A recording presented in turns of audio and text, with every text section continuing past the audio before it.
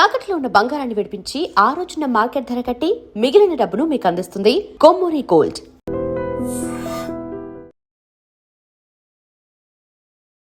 నమస్కారం గురుగారు. శ్రీమాత్రే నమః. శ్రీ గురుభ్యో నమః. గురుగారు, ఎవరైనా చనిపోయిన వ్యక్తి అదే కుటుంబంలో, ఆడవారు కానీ మగవారు కానీ, మళ్ళీ అదే కుటుంబంలో జన్మిస్తారు అనే ఒక విశ్వాసం చాలా గట్టిగా ఉంటుంది ప్రతి ఒక్కరిలోనూ కూడా. ఒకవేళ అంటే మరణించిన తర్వాత కొద్ది నెలల గ్యాప్ తోటే గర్భం దాలిస్తే ఆ ఇంట్లో వారు ఖచ్చితంగా ఇంక ఇప్పుడు వాళ్ళు జన్మనిచ్చిన శిశువు ఆ చనిపోయిన వాళ్ళే పుట్టారు అని చెప్పి కొంతమంది వాళ్ళ పేర్లే పెట్టడము, ఇంకా వరుసలు కలిపి మా ఆయనే పుట్టాడు అని చెప్పి ఆడవాళ్ళు ఉంటే, లేదంటే మా ఆవిడే పుట్టింది అని చెప్పి ఇలా భావిస్తూ ఉంటారు. ఇది ఒక మూఢనమ్మకంగా తీసుకునేవారు ఉన్నారు, లేదు ఇది గట్టి నమ్మకము ఇలా జరుగుతుంది అనే వాళ్ళు ఉన్నారు. అసలు వాస్తవం ఏంటండి? ఇది కూడా కర్మ సిద్ధాంతానికి రిలేటెడ్ ఏనన్న ఈ ప్రశ్న కూడా. మనకి రుణానుబంధ రూపేణ పశు పత్ని సుతాలయ, మన పూర్వజన్మ సుకృతం నుంచి ఈ జన్మలో మనకు దొరికేటువంటి వాళ్ళు ఎవరు అంటే ముగ్గురు. వాటిల్లో పశువులు మొట్టమొదటిగా చెప్పారు. పెట్స్, కుక్కలు ఉంటాయి, గోవులు, కొంతమంది పాములు పెంచుకుంటున్నారు, కొంతమంది పిల్లలు పెంచుకుంటారు, కొంతమంది పక్షులను పెంచుకుంటుంటారు, రకరకాల జంతువులను పెంచుకుంటుంటారు ప్రాణుల్ని. పత్ని భార్య, సుతాలయ పిల్లలు. ఇక్కడ ఈ జన్మ సుకృతం మన కొడుకే పుట్టాడు, పూర్వజన్మ సుకృతం. అది కూడా ఇందాక మనం చెప్పుకున్నట్టుగా పూర్వజన్మలో మనిషి అయి పుట్టాడా వీడు, గ్యారంటీ లేదు. మనిషి పుట్టాడు అన్న గ్యారంటీ లేదు. ఇక్కడ ఇంకోటి కూడా ఏంటంటే మనిషి జన్మ ఒక్కసారి ఎత్తుతారని చెప్పి చాలా మంది చెబుతుంటారు. అది అవివేకం. అవివేకం అది. దేనికంటే ఇటీవల జరిగినటువంటి కొన్ని సందర్భాల్లో మనము వీడియోస్ కూడా చూస్తూ ఉంటాం. మనం ఎక్కడో ఒక పిల్లవాడు పుట్టి ఒక 3 ఏళ్ల తర్వాత నాది ఈ ప్రాంతం కాదు, నేను పలానా చోట పలానా అతని అమ్మాయి భర్తని నేను పలానా వాళ్ళ కొడుకుని ఈ వ్యాపారం చేస్తూ ఉంటాను, నాది టీవీ షాప్ ఉంది, నేను టీవీ రిపేర్ షాప్ ఉంది అని చెప్పి అక్కడికి వెళ్ళి వెతికితే ఇతను చెప్పినవన్నీ అక్కడ ఉన్నాయి. నిజం, చూసాం ఒక 2-3 సందర్భాలు చూసాం. అట్లా 2-3 సందర్భాలు, ఒకటే కాదు 2-3 సందర్భాలు. అంటే పూర్వజన్మ. ఇక్కడ మాకు తెలిసిన గురువు గారు ఒక ఆయన ఉన్నారు నాన్న. మేము వేదం నేర్చుకోవడానికి స్మార్థం అంటాం. మేము నేర్చుకునేదాన్ని స్మార్థం అంటే పురోహితం, ఈ పెళ్లిళ్ళు, గృహప్రవేశాలు ఇవి ఏవైతే ఉంటాయో వీటిని స్మార్థం అంటాం. ఇవి నేర్చుకోవడానికి తక్కువలో తక్కువ ఒక 3.5 సంవత్సరాలు పడుతుంది. తక్కువలో తక్కువ. కాస్త నిదానంగా నేర్చుకుంటే 5 సంవత్సరాలు పెట్టే వాళ్ళు ఉన్నారు. మహా అయితే 4, 3.5, 3 ఏళ్ళు. నాకు 2.5 years పట్టింది. నేను అనుకున్నా, అమ్మ 2.5 years లో పూర్తి చేసుకున్నారు, అబ్బా గ్రేట్ రా అనుకున్నాను నేను. అంటే ఒక చిన్నప్పుడు ఒక ఇది గర్వంగా ఉంటుంది కదా నాన్న, మనం కాస్త తొందరగా నేర్చుకున్నాం. నేను మా గురువు గారి దగ్గర ఒక విద్యార్థి ఉన్నాడు. ఆల్రెడీ అతను నాకంటే 1 year సీనియరు. నేను జాయిన్ అయిపోయిన తర్వాత 6 months కి తను నేను ఈక్వల్ అయిపోయాం. అంటే మీరు ఫాస్ట్ గా నేర్చుకున్నాం. అంటే తను 1 year లో నేర్చుకునేది మొత్తం 1.5 year లో నేర్చుకునేది మొత్తం 6 months లో నేను నేర్చేసుకున్నా. చాలా ఫాస్ట్ వచ్చింది అనుకున్నా నేను.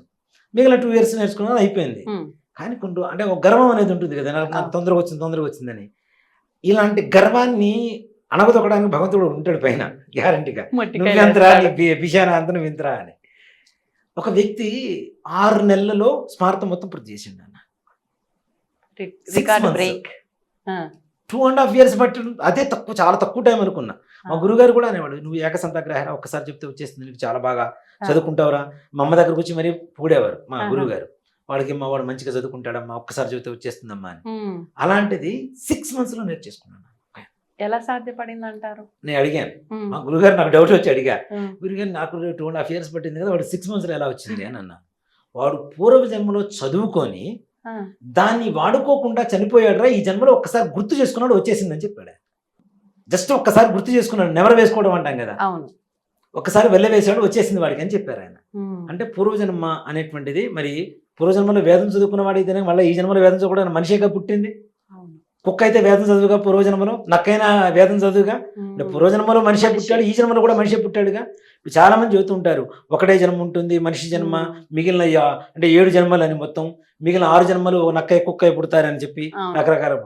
నక్కయ్య కుక్కయ్య పుట్టకూడదని లేదు, మనిషిగా పుట్టినవాడు మరలా మరుసటి జన్మలో మనిషిగా పుట్టకూడదని అంతకంటే శాస్త్రం లేదు.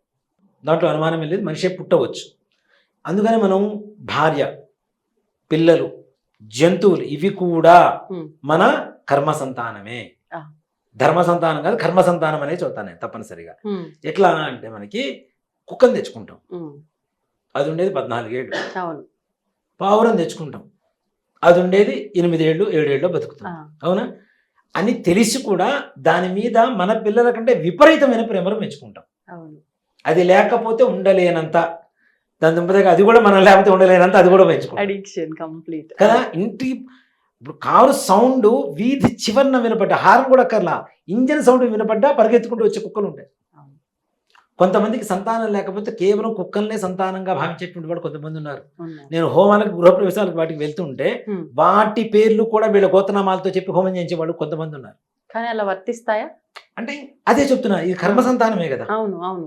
ఆటోమేటిక్గా ఆ ఇంటికి వచ్చిందంటే ఆ ఇంటిదే కదా, అనుమానం లేకుండా. అవును అవును. కానీ ఇక్కడ ఏంటి, పూర్వజన్మలో వీళ్ళకి దానికి 14 ఏళ్ళ బ్యాలెన్స్ ఉంది. ఆ బ్యాలెన్స్ కంప్లీట్ చేసుకోవడానికి ఈ జన్మలో ఒక్కొక్క రూపంలో వీళ్ళకి వచ్చి కూర్చుంది, తిన్నది, ప్రేమ చక్కగా అనుభవించింది, దాని కాలం తింది, వెళ్ళిపోయింది. అంటే ఎన్ని సంవత్సరాలు ఉందో దాని లైఫ్ స్పాన్ ని బట్టి కూడా ఆ జీవిగా ఆ రుణం జన్మిస్తుంది అనేటువంటిది దానికి తప్పనిసరిగా. ఓకే. ఇప్పుడు ఆ జీవికి అన్ని సంవత్సరాలే అనేది ఒక లైఫ్ స్పాన్ అనేది ఉంది కదా మనిషి లాగానే. కాబట్టి ఆ రూపంలోనే మన ఇంటికి రావడానికి అవకాశం ఉంటుంది. లేదు ఆ రూపంలో వచ్చినా తొందరగా పోయేవి కూడా కొన్ని ఉంటాయి. ఇప్పుడు పిల్లలు కూడా అంతే కదా, కొంతమంది ప్రాణాల పిల్లలు చిన్న వయసులో చనిపోతూ ఉంటారు. కొంతమంది పుట్టగానే, అదే చెప్తా, పుట్టగానే చనిపోయే పిల్లలు కొంతమంది ఉంటారు. కడుపులో చనిపోయినటువంటి పిల్లలు కొంతమంది ఉంటారు. ఆ కాస్త బ్యాలెన్స్, ఆ కాస్త బ్యాలెన్స్ తీర్చుకోవడానికి వస్తారు అంతే వాళ్ళు.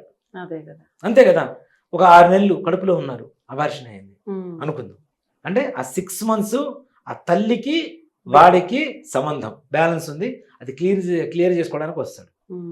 పుట్టిన తర్వాత కొంతమంది ఇందాక మనం అనుకున్నట్టుగా యాక్సిడెంట్లో చనిపోయేవాడు కొంతమంది ఉంటారు. కుండిపోటుతో ఇప్పుడు ఈ మధ్యకాలంలో మరి చిన్న చిన్న వయసు వాళ్ళు చనిపోవడం చూస్తున్నాం. ఇవన్నీ కూడా ఏంటి, వాళ్ళకున్న బ్యాలెన్స్ క్లియర్ చేసుకోవడానికి ఈ జన్మలో మరలా మన జీవితంలోకి వస్తుంటారు, వెళ్ళిపోతూ ఉంటారు. అలాగే కొడుకు, ఇప్పుడు ఇంకోటి కూడా చెప్తానా, ఇది కూడా గ్రహస్థితి అనేటువంటిది మనం అంతకుముందు కూడా చాలాసార్లు చెప్పుకుంటూ ఉంటాం. పెద్దవాళ్ళకు ఉన్నటువంటి గ్రహస్థితే పిల్లలకు వస్తూ ఉంటుంది, కొంతమందికి పాస్ అవుతూ ఉంటుంది కొన్ని దోషాలు. అవునా, ఈ దోషాలు పాస్ అవడం అనేది ఏంటి, రక్త సంబంధం ద్వారా, బై జీన్స్, హెరిడిటీ. కొన్ని గ్రహాల ద్వారా గ్రహస్థితి ఏదైతే ఉంటుందో ఆ గ్రహస్థితిని బట్టి కొన్ని రోగాలు వస్తాయి అనేటువంటిది కన్ఫర్మేషన్ ఉంది. అదే గ్రహస్థితి పెద్దవాళ్ళ దగ్గర నుంచి పిల్లలకు వస్తుంది కాబట్టి వాటి ద్వారా వచ్చేటువంటి హెల్త్ ప్రాబ్లమ్స్, హెరిడిటీ ప్రాబ్లమ్స్ వస్తూ ఉంటాయి. ఇక్కడ హెరిడిటీ ఏంటి, రోగాలు కాదు, గ్రహస్థితి మే. అలాగే ఇప్పుడు తాతగారి పోలికలతో కొంతమంది పుడుతుంటారు, తండ్రి పోలికలతో కొంతమంది పుడుతుంటారు. ఇప్పుడు నిజంగా మా పెద్ద కొడుకు ఉన్నాడు, మా నాన్న ప్రింట్, ఫాదర్ అంతే.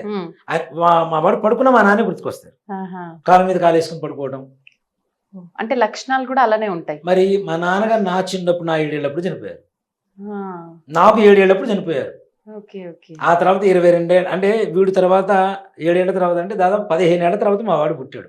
మా నాన్నగారు చనిపోయిన 15 ఏళ్ల తర్వాత పుట్టాడు మా వాడు. అంటే మా నాన్నగారి ఫేస్ కూడా తెలియదుగా, ఫోటో చూపించి తాతయ్య అంటే తెలియటం తప్పితే. కానీ ఆ లక్షణాలు ఎలా వస్తాయి అంటే జీన్స్ తప్పనిసరిగా ఉంటాయి. ఆలోచన విధానం ఒకటి, అమాయకత్వం ఒకటి, ముదురు తెలివితేటలు ఒకటి, ఇవన్నీ అన్ని రకాలు కూడా అన్ని జీన్స్ తో ముడిపడి ఉన్నవే కదా. కొంతమంది అమాయకులు ఉంటారు, వీడు కూడా వీడి తాతగారిలాగా అమాయకుడు, అవునా. కొంతమందికి దురలవాట్లు ఉంటాయి, అరే వీడికంటే వీడి తాత బెటర్ రా అంటుంటారు. అంటే ఒక ఇది ఉంటుంది, నాన్న తండ్రి అడుగుతాట, నువ్వు నన్ను మంచి అనిపిస్తావా అని.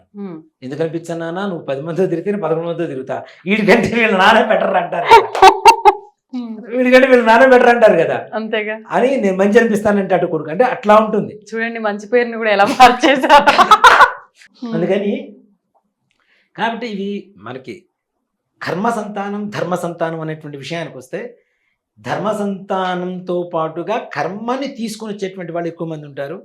మన పూర్వీకులు మన వంశంలో మరలా పుట్టకూడదని ఎక్కడ ఇది లేదు నాన్న, అవే లక్షణాలు. దీన్ని ఇంకో దాంతో కూడా లింకప్ చేసుకోవచ్చు మనం. మన పెద్దవాళ్ళు ఓ గ్రహస్థితి ఉన్నప్పుడు అయిపోయింది, చనిపోయారు వాళ్ళు, అవునా. అదే గ్రహస్థితి పాస్ అవుతున్నప్పుడు అవే లక్షణాలు, అవే అలవాట్లు, అవే ఆలోచన విధానాలు కూడా వస్తాయి కదా. అప్పుడు కూడా మనం ఏమనుకుంటాం, మా తాతగారు అనుకుంటాం, వీడి జన్మ వీడిదే, అంతే, ఆయన జన్మ ఆయనదే, పెద్ద ఆయనదే. కానీ అలవాట్ల ద్వారా మరలా మనం పునరాలోచన చేసుకుంటున్నాం ఈయన మా తాతగారేమో అని. అవును. ఇక్కడ గ్రహస్థితి ఏదైతే మనం ముత్తాతల తాతల దగ్గర నుంచి వస్తూ ఉంటుందో, పాస్ అవుతుంటుందో, వాటి ద్వారా వాళ్ళకు ఉండేటువంటి ఆలోచన విధానం అదే విధానం మన పిల్లలకు వస్తుంది. కాబట్టి తద్వారా కూడా మన పిల్లల్ని మన సంతానం, మన పూర్వీకుల సంతానం అనుకుంటుంటాం, అంటే వాళ్ళ రూపంలో వచ్చారనుకుంటాం. అవును. అదొక రకమైనటువంటి ఇది అవుతుంది. ధర్మ సంతానం అనేటువంటిది ఇది. కర్మ సంతానం ఏదైతే ఉంటుందో అది మాత్రం తప్పనిసరిగా రుణానుబంధం ఉంటే తప్పనిసరిగా తీర్చుకోవాల్సిందే. నాకు ఒక డౌట్, ఇప్పుడు మరణించిన తర్వాత వాళ్ళకి ఖచ్చితంగా కార్యక్రమాలు సంవత్సరం వరకు చేసేవి ఖచ్చితంగా ఆచరిస్తాము, తర్వాత మళ్ళీ ఏడాది చేస్తాము. ఈ ఇంట్లో సంతానంగా మళ్ళీ ఎవరైనా ఇప్పుడు జన్మిస్తే ఈ చనిపోయిన వారే ఇలా పుట్టారు అని అనిపించినప్పుడు బతుకున్న వాళ్ళకి చేసే విధానాలు ఆచరిస్తాము, చనిపోయిన వాళ్ళకి ఆచరిస్తాం కదా, ఇది ఎట్లా బ్యాలెన్స్ చేయొచ్చు అంటారు? కరెక్ట్ నాన్న. ఇక్కడ మీరు మంచి ప్రశ్న. ఇంతవరకు ఎవరికి ఇది పిచ్చి ప్రశ్న కాదు, చాలా లోతైన ప్రశ్న. ఒక మాట చెప్పాలంటే ఎవరికి తట్టనటువంటి ప్రశ్న. ఒక తండ్రి చనిపోయాడు, అదే రూపంలో ఒక కొడుకు పుట్టాడు. పుట్టినటువంటి వాడికి ఇవన్నీ పుట్టినప్పటి నుంచి ఏమేం చేయాలో అన్ని చేస్తున్నాం, కానీ చనిపోయిన తండ్రికి మాత్రం అవి మాత్రం చేస్తున్నాం. ఇక్కడ మరి తండ్రి రూపంలో, అంటే కొడుకు రూపంలో తండ్రి పుట్టాడని మనం అనుకుంటూనే తండ్రికి ఎలా చేస్తాం అనేటువంటిది ఒక ఆలోచన. ఇక్కడ సజీవంగా మన కళ్ళ ముందు ఏదైతే జరిగిందో అది మనం యాక్సెప్ట్ చేయాలి. అవునా? తండ్రి చనిపోయాడు మన కళ్ళ ముందు, మనకి తెలుసు. ఆత్మ ప్రయాణం చేస్తుందని తెలుసు, ఒక స్థానాన్ని పొందిందని తెలుసు. మరలా ఇంకొక జన్మ ఏదైతే ఉందో, నెక్స్ట్ పిల్లలు రూపంలో ఉందో, ఇక్కడ సజీవంగా ఇక్కడ కనబడుతున్నారు కదా. అవును. వీళ్ళకి చేయవలసింది వీళ్ళకి చేయవలసింది, వాళ్ళకి చేయవలసింది వాళ్ళకి చేయవలసింది. చేయకపోతే వీడికి కరెక్ట్ అయినటువంటి దారి దొరకదు, ఉన్నవాడికి కరెక్ట్ అయిన దారి దొరకదు. అర్థమైందా? ఇదే కర్మ.